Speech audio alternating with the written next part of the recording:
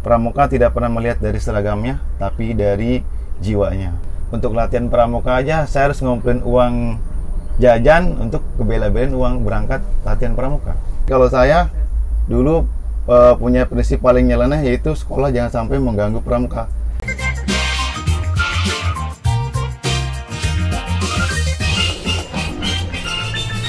Assalamualaikum warahmatullahi wabarakatuh. Waalaikumsalam warahmatullahi wabarakatuh. Salam Pramuka. Salam. Balik lagi bersama kami channelnya Manusia Tunas Kelapa dengan tema ngeduprak. Ngerumpiin dunia pramuka. Oke, hari ini kita bakal ngeduprak bareng Kak Hadi.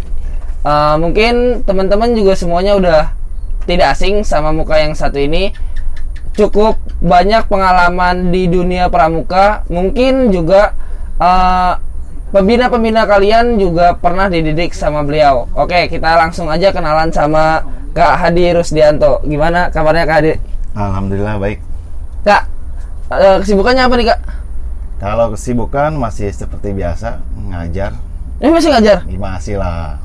Ngajar online gitu? Sekarang ya seperti itulah, dampak corona, ngajar online. Ini Kak, kan pramuka kalau misalkan pendidikannya formalnya off, pramuka kakak masih off atau terus jalan? Kalau untuk saat ini untuk mengasah kemampuan masih tetap latihan, walaupun kayak belajar masih sistem online juga. Masih sistem online, tapi tetap latihan ya Kak? Masih tetap latihan. Nggak ada ini Kak, pergerakan-pergerakan untuk kayak 1000 masker gitu, atau bagi-bagi takjil atau apa gitu Kak?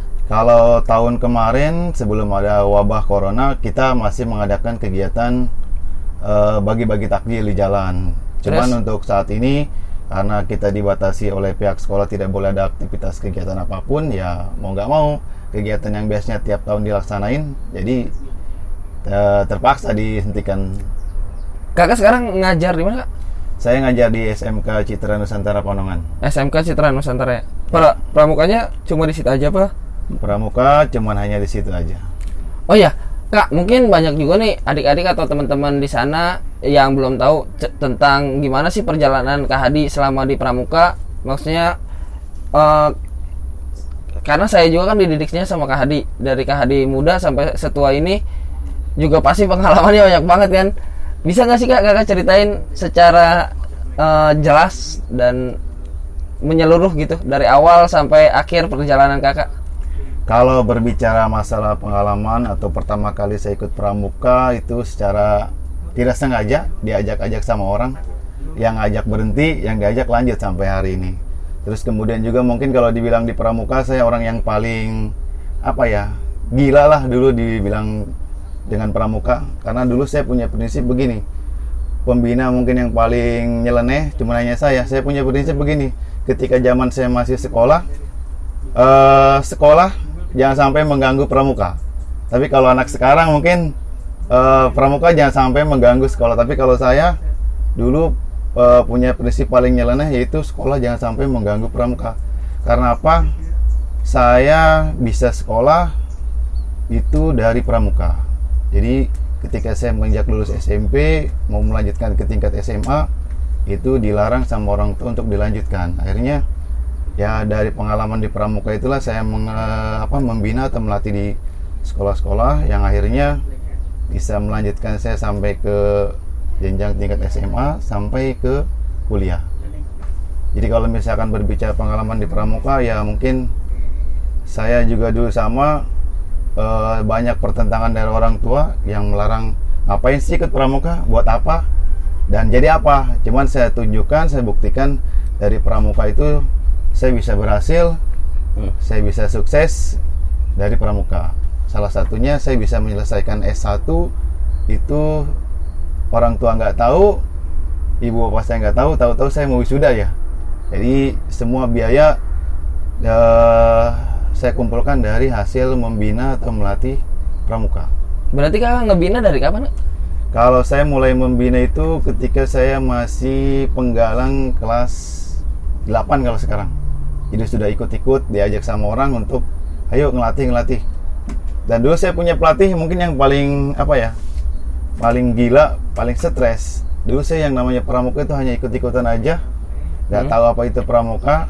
Saya diajak suruh ngajar SMP waktu itu, katanya, "Di, ayo ikut saya." "Mau kemana kak?" "Udah ikut aja." "Kemana kak?" Nggak taunya itu sudah anak-anak udah baris di lapangan, saya suruh ngajar semapur. Sedangkan saya sendiri nggak tahu semapur kayak gimana. Jadi udah, kamu bisa pokoknya. "Kak, saya nggak tahu semapur kayak gimana." "Udah, pokoknya ajarin aja." Sambil patokan utama saya megang SKU, lihat buka tutup, lihat buku. Akhirnya yaudah saya maksain memberanikan diri ngelatih semapur, padahal saya nggak tahu semapur itu kayak gimana. Akhirnya selesai ngelatih itu saya diketawain. "Akhirnya dari kamu ngajar bisa semapur kan?" "Iya kak, tapi ya gila aja gitu. Kita baru diajak suruh ngelatih semapur, sedangkan kita sendiri nggak tahu semapur kayak gimana." Terus kemudian ketika mungkin ngebina, saya udah banyak ngebina di mana-mana, pengalaman udah cukup. Kemudian juga saya pernah bertentangan dengan orang tua, itu katanya mau jadi apa di pramuka. Akhirnya seragam pramuka saya sempat mau dibakar dan sebagainya. Akhirnya saya berprinsip tanpa seragam pun saya masih bisa pramuka, karena itu tadi sampai hari ini pun saya masih pegang pramuka tidak pernah melihat dari seragamnya, tapi dari jiwanya. Jadi percuma kita pakai seragam atribut pramuka lengkap, tapi tidak pernah mengamalkan Trisatya dan Dasadharma. Dan setelah sekian puluh tahun saya nggak pakai seragam pramuka, saya dipaksa untuk berpakaian seragam pramuka ketika ya itu membina di tempat yang sekarang saya ngajar di SMK Citra Nusantara Pekalongan. Alasannya apa kak nggak pakai seragam pramuka? Iya, saya paham. Karena kemarin juga ada beberapa yang ngomong pramuka tuh bukan cuma ininya, pramuka itu ya jiwanya gitu. Cuma kan ada juga yang bilang, ya lu masa iya lu pembina pramuka tapi lu nggak pernah nyontohin pakai seragam pramuka yang baik dan benar kayak gimana? Jadi pertamanya saya merasa berat ketika menjalankan Trisatya Dasadharma. Kita bisa Dasadharma yang pertama bisa, yang kedua belum tentu, ketiga dan seterusnya. Makanya kan gini kak, Dasadharma itu kan sekarang katanya mau ada 11 jika mampu. Jika mampu. Jadi kalau misalkan berbicara masalah seragam itu tadi, karena saya dari pertama kali ngebina, terus kemudian juga selalu menanamkan ke anak didik, karena anak-anak selalu bilang, "Kak, besok saya nggak latihan pramuka, Kak, kemarin saya nggak latihan pramuka, seragamnya dicuci sama mama," dan sebagainya. Saya selalu sampaikan ke peserta didik saya, jangan gara-gara nggak ada seragam, jangan gara-gara seragam dicuci kamu nggak mau latihan pramuka. Jadi saya selalu menanamkan pramuka itu jangan selalu ngelihat dari seragamnya, tapi dari jiwanya. Terkadang saya dulu pernah punya pelatih anak Vespa, gembel, urakan, nggak taunya semua materi pramuka jago. Jadi dari situ saya bisa belajar pengalaman, ternyata kita tidak bisa memandang sebelah mata dengan orang yang tidak mau dengan berseragam pramuka. Contohnya yaitu tadi senior saya tiap hari penampilan gembel, anak Vespa, ya mungkin tahu sendiri lah anak Vespa kayak gimana gitu kan. Tapi ternyata sandi semapur segala macamnya itu di luar kepala, udah pokoknya udah sangat luar biasa buat saya. Cita-cita kakak selama kakak ikut pramuka itu apa kak? Dulu saya pengen jadi tentara. Tentara ya? Ya. Tapi lu daftarnya malah ke polisi? Iya, daftarnya ke polisi. Karena waktu daftar pun orang tua, ibu bapak saya nggak tahu kalau saya daftar polisi. Cuman ikut tes, semua tes lulus, fisik segala macamnya. Cuman nggak lolos ya karena keuangan. Jadi saya nggak lolos, artinya bukan nggak lolos karena tidak melanjutkan aja tes selanjutnya karena faktor biaya. Jadi saya nggak melanjutkan, padahal ya waktu itu sudah mau berangkat, sudah dapat nomor peserta untuk berangkat di Polda, tes terakhir di Polda, dan ketika di Polda sudah berangkat, yang nggak lolos lihat rincian biaya untuk biaya pendidikan. Jadi kalau mungkin ketika waktu mau daftar orang tua sama sekali nggak tahu.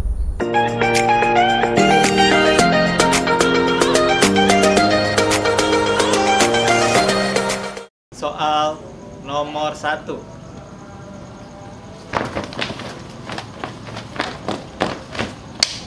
Soal nomor 2. Soal nomor 3.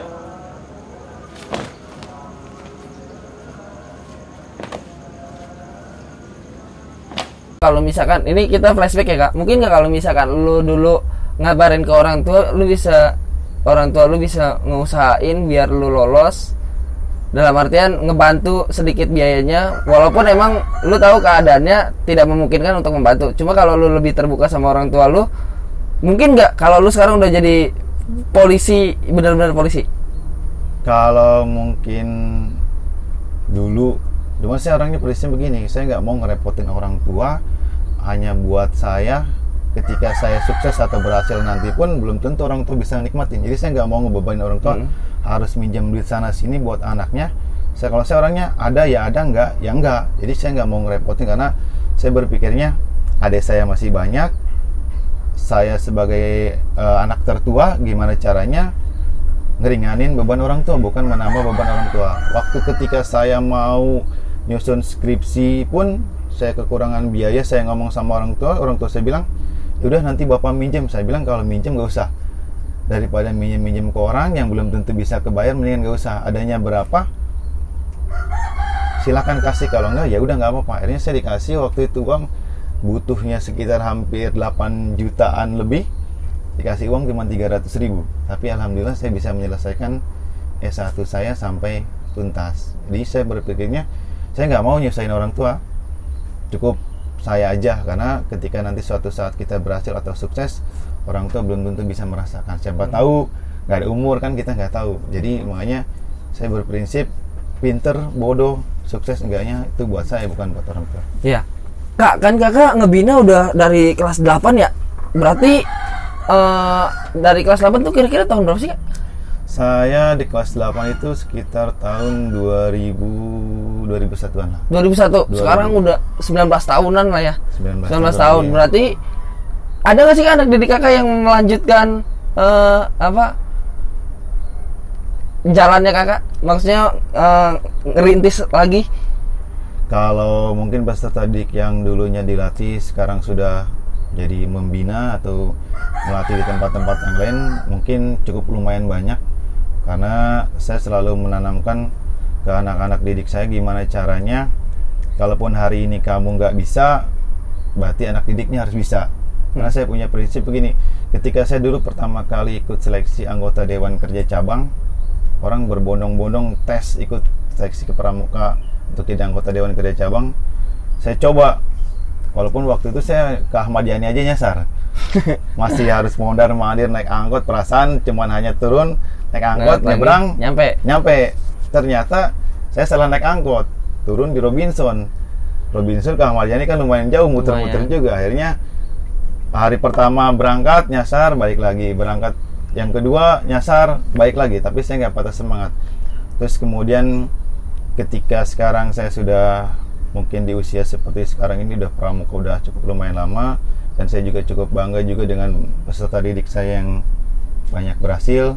Contohnya kakak sendiri ya, ada Kak Pebi, terus kemudian masih banyak yang lainnya mungkin yang tidak bisa saya sebutkan satu persatu, karena itu suatu kebanggaan juga buat saya. Karena saya dulu juga diajarkan bagaimana caranya, sampai pelatih saya bilang pramuka itu tidak dilihat dari seberapa banyak trofi yang didapat, tapi seberapa banyak peserta didik yang jadi pelatih hebat. Jadi kita disebut pelatih hebat itu bukan seberapa banyak trofi yang didapat, tapi seberapa banyak peserta didik yang jadi pelatih hebat. Berarti kakak udah ngerasa hebat? Kalau saya masih belum, karena buat saya ketika di pramuka itu nggak ada yang bisa dikatakan hebat ya kalau berbicara dengan pramuka. Karena gimana caranya mengembangkan pramuka, orang yang tadinya tidak suka dengan pramuka jadi tertarik dengan pramuka. Tapi kalau mungkin sekarang kebanyakan mungkin anak yang tadinya tidak senang pramuka dipaksa harus senang dengan pramuka, karena mungkin tuntutan sudah beda zamannya ketika zamannya sekarang dengan saya dulu ketika penggalang. Ya, jadi kalau misalkan sekarang banyak peserta didik yang sudah mahir, sudah jago di bidangnya, mungkin ya saya sendiri sebagai mungkin pernah mendidik atau pernah melatih ya cukup hanya bangga aja. Melihat perkembangan pramuka sekarang beda ketika dengan saya dulu seperti apa. Susahnya luar biasa. Untuk latihan pramuka aja saya harus ngumpulin uang jajan untuk kebela-belain uang berangkat latihan pramuka. Hmm. Kalau sekarang mah anak sekarang mungkin udah berangkat pramuka, berangkat aja dikasih ongkos. Kalau dulu sewa, boro-boro.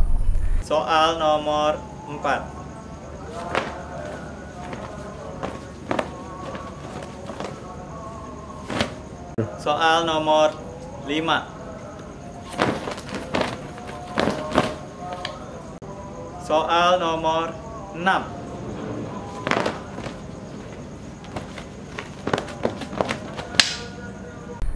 Ini Kak, dulu kan saya udah ini sih, udah maksudnya saya nggak ikut golongan di penegak ataupun di panega. Jadi saya juga udah ikut ngebantu ngebina. Tapi saya masih bingung ya, mungkin juga teman-teman juga masih banyak yang bingung dengan tingkah laku kakak yang agak nyeleneh tapi bagus menurut kami. Menurut kami ini agak nyeleneh cuma bagus. Ini Kak mengenai yang seragam pramuka yang beda warnanya itu. Seragam pramuka kita coklat muda sama celananya coklat tua. Tapi kalau kakak waktu itu agak kemerah-merahan. Emang sih terlihatnya lebih ini apa variatif, lebih bagus juga. Cuma apa sih motivasinya sih Kak? Lu ngerubah seragam pramuka dengan tetap kayak apa? Aksesoris pramukanya masih melekat, tapi lu iniin buat di seragam pramuka. Yang pertama tujuannya karena mungkin kalau zaman sekarang dengan zaman dulu beda ya. Karena kalau dulu kayaknya untuk narik anak ikut pramuka itu susahnya luar biasa. Nah, dengan cara seperti itulah saya ngerubah atribut segala macam itu tujuannya satu sebetulnya, bukan berarti harus melanggar aturan SK dan sebagainya. Cuman gimana caranya menarik minat orang mau ikut pramuka. Dengan kita punya seragam atau yang beda sendiri, otomatis orang akan tertarik. Wah, punya seragam kebesaran nih, kebanggaan. Yang gitu pun mungkin dipakainya nggak hampir tiap hari atau tiap minggu. Maaf Kak, gua stop dulu ya. Berarti lu nggak bangga sama seragam pramuka yang udah ada? Kalau misalkan yang sekarang ada atau yang udah lama? Yang udah pernah ada. Yang sudah pernah ada. Kan sebelum lu bikin yang merah hati itu seragam udah ada kan, seragam pramuka itu. Tadi kan lu ngomong lu pengen bikin beda ya kan, biar orang lain ngelihatnya juga lebih beda gitu. Apa lu nggak bangga sama seragam pramuka yang sudah ada pada saat itu? Kalau pada saat itu ya saya cukup lumayan bangga juga dengan seragam. Cuman kan kalau dulu seperti sekarang sudah ada aturan yang misalkan kayak bahannya sudah ditentukan, warnanya sudah ditentukan. Kalau dulu kan kita masih masih zamannya pramukanya, bajunya masih lecek lah, segala macam. Masih ini ya, bawa-bawa pasar gitu ya, baju-baju belanja di pasar masih gitu. kumul-kumul gitulah. Jadi beda kalau dengan sekarang anak udah rapi lo dan atau yang lainnya. Beda zaman dulu kita ketika untuk dapat baju rapi lo atau yang lebih bagus aja susahnya luar biasa. Kalau sekarang mah ada harus ke kota Tangerang dulu ya. Enak tinggal berangkat. Kak, rasanya gimana sih Kak lu punya peserta didik yang mungkin sekarang juga udah banyak yang jadi pembina-pembina yang luar biasa di luar sana. Lu rasanya gimana sih? Yang pertama ya cukup bangga aja. Artinya apa yang pernah diajarkan berarti berhasil. Apa yang pernah diingatkan mereka memahami apa sih, ya kan. Terkadang orang mungkin kalau yang nggak tahu mah gua, tapi kan ketika pada saat kita sukses itu bukan hari ini, tapi nanti ketika sudah mungkin dengan banyaknya peserta didik yang udah membina atau ngelatih di mana-mana, yang pertama ya saya cukup merasa bangga aja. Cuman ketika berhasil, terus kemudian juga ketika sudah banyak membina di mana-mana, jangan pernah merasa puas atau bangga diri, sombong, wah gue udah merasa paling di atas nih dan sebagainya. Jadi karena saya dulu pernah selalu diingatkan sama pelatih saya ketika pertama kali saya penggalang ikut seleksi jadi pasukan khusus itu, ketika kita nonton orang tepuk tangan, kita dapatnya hukumannya gaplok. Artinya jangan sampai nyorakin orang, nepuk tanganin orang, bilang orang itu keren hebat, sedangkan kita sendiri cuma jadi penonton. Kapan kita yang jadi ditonton sama orang? Artinya saya di situ belajar prinsip lebih baik kita jadi yang ditonton ketimbang jadi penonton, karena orang lebih mengenal kita dengan yang ditonton ketimbang yang jadi penonton. Jadi bukan lagi lu harus jadi pemandu sorak, tepuk tangan, tapi kapan lu yang ada di situ yang disorakin sama orang. Akhirnya saya coba, oh ya benar juga. Makanya dengan ide-ide nyelenehnya saya, mungkin tujuannya satu, ingin memotivasi peserta didik saya dulu ketika zamannya untuk mau ikut pramuka itu udah penuh perjuangan karena banyak tantangan, halangan dan sebagainya. Susah sekarang apa susah dulu Kak? Kalau untuk minat? Kalau menurut saya lebih susah dulu ketimbang sekarang. Lebih susah dulu? Ya. Dulu kan bukannya ini ya, kita nggak kenal digital gitu. Angkatan saya ya, maksudnya saya sekolah itu 2007-an. Itu saya maksudnya nggak kenal HP, nggak kenal Facebook, nggak kenal Instagram, nggak kenal WhatsApp, nggak kenal BBM. Tapi diumumin gitu Kak, sama OSIS atau sama kakak-kakak pramuka ke kelas-kelas pada hari Sabtu. Ya, yang mau pramuka hari Minggu besok jam 9. Jadi kita udah tuh inget aja pramuka hari Minggu jam 9 aja. Kan kalau sekarang ada alasan. Apalagi kalau misalkan alasannya masih SMP tapi udah punya keluarga. Maaf Kak, saya ada acara keluarga dan lain sebagainya. Kakak masih ngerasa susahan dulu ya? Ya, lebih susah dulu. Karena satu, yang paling susah itu menumbuhkan minat. Biar anak itu mau pramuka itu susahnya luar biasa.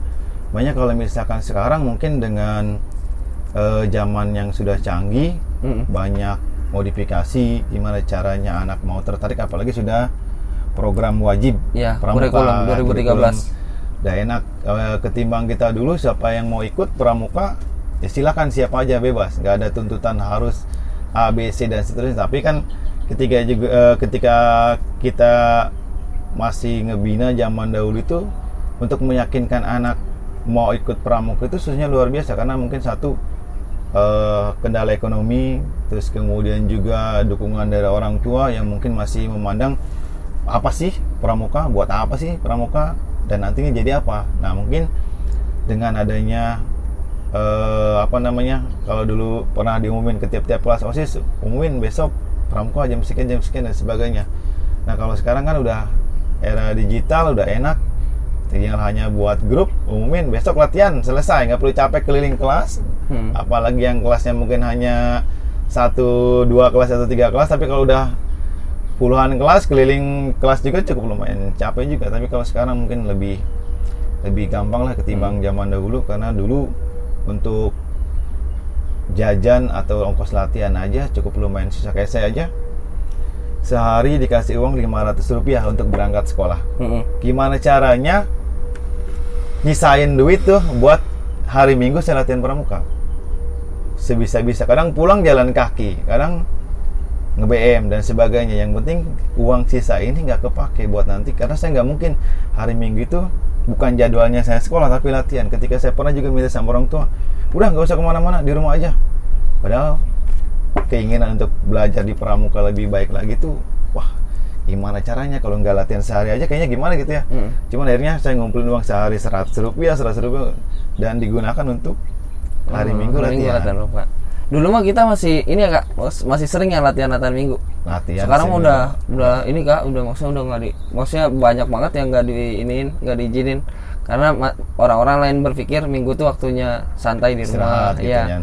Padahal kasihan juga ke anak saat ada tuh teman saya Kak, dia melakukan full day school. Jadi berangkat jam 7 pagi, nyampe jam 3 sore. Karena ada pramukanya, ada kegiatan dari jam 3:30 sampai jam 5, mungkin 5:30 itu latihan pramuka Kak. Jadi benar-benar tuh anak-anak diporsir. Kalau dulu mah kan kita sekolah masih biasa, berangkat jam 7, pulang jam 12, nyampe hari Sabtu, Minggu kita latihan lagi. Jadi waktunya juga santai, benar-benar ada di luar jamnya sekolah gitu Kak. Jadi kalau misalkan dulu ya dengan sekarang kita sudah terikat dengan aturan dan sebagainya, beda.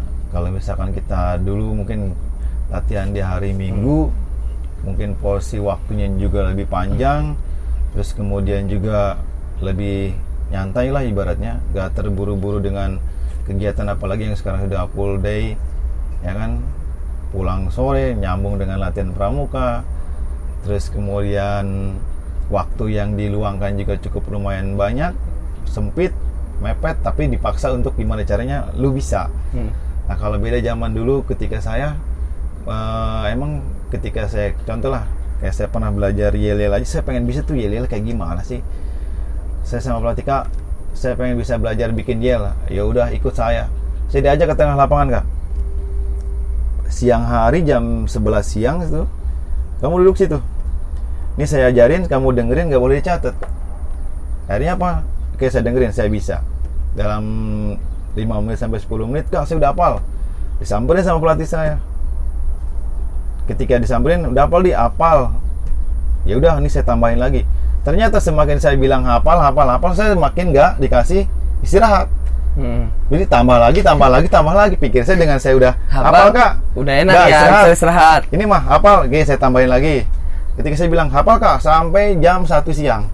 Ketika jam 1 siang saya udah panas, saya bilang nggak hafal, Kak. Ya udah kamu istirahat. Wah, gila. Ternyata ketika saya bilang hafal malah ditambah terus, bukannya malah suruh istirahat. Oke, biasa kan kita, kamu udah hafal, udah istirahat dulu. Yang lain yang belum hafal maju. Kalau saya udah makin hafal malah makin ditambah. Jadi ketika dari jam 11 sampai jam 1 siang itu saya di tengah lapangan duduk aja, ambil panas-panasan, mana nggak boleh dicatat.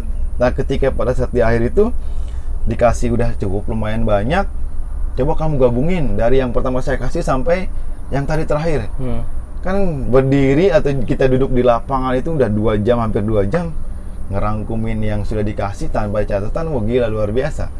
Ketika saya udah hafal, udah kamu saya bilang nggak hafal, Kak, udah istirahat. Tahu gitu mah, kita dari tadi aja bilang nggak hafal gitu kan. Wah, saya bilang dari situ saya bisa belajar. Oh, ternyata nggak semudah itu kita ikut pramuka. Karena saya dulu mungkin punya prinsip, dan pelatih saya pun selalu bilang pramuka itu buat senang dulu.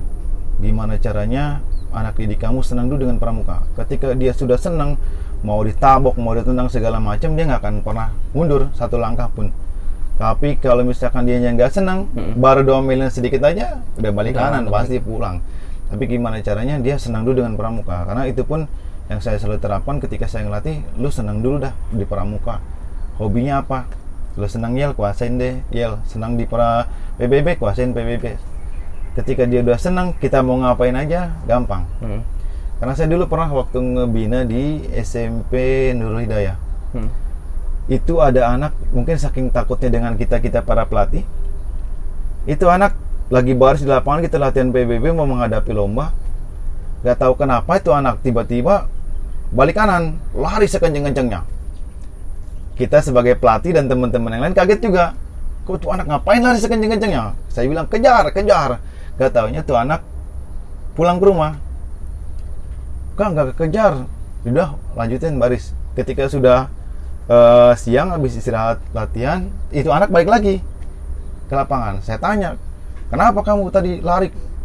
Gak tahan, Kak, pengen buang air besar katanya. Gila. Tapi selesai itu dia balik lagi ke lapangan. Padahal jarak rumah dia dari sekolah ke rumah dia itu cukup lumayan jauh, Kak. Lari tanpa henti, cuma hanya pengen buang air besar doang. Oh, karena cinta tadi tuh ya? Ya, maksudnya udah seneng, udah nyaman lah ya di pramuka. Jadi apapun ya, kayak masa buang air besar doang. Padahal mah kalau misalkan nggak pulang juga nggak jadi, nggak balik lagi ke ini juga nggak jadi masalah ya kan. Kalau zaman sekarang tuh dibully, Kak, bisa. Dibully itu pasti. Jadi makanya saya juga heran juga, udah pulang, pikir udah nggak akan balik lagi nih. Gak taunya pulang lagi, datang lagi. Saya tanya, dari mana kamu? Siap, kok, buang air besar doang, katanya nggak tahan. Kenapa dia nggak izin gitu, Kak? Saya izin, pengen buang air besar untuk izin dulu, kan pasti kita kasih izin. Ini tiba-tiba balik kanan, nggak ngomong nggak apa, lari sekenceng-kencengnya. Mana waktu itu masih melewati sawah gitu kan, kita kejar lari, kirain kita ada apa gitu kan. Taunya cuma izin pengen buang air besar doang. Dia bilang pasukan paling gila itu. Soal nomor 7. Soal nomor 8. Soal nomor 9.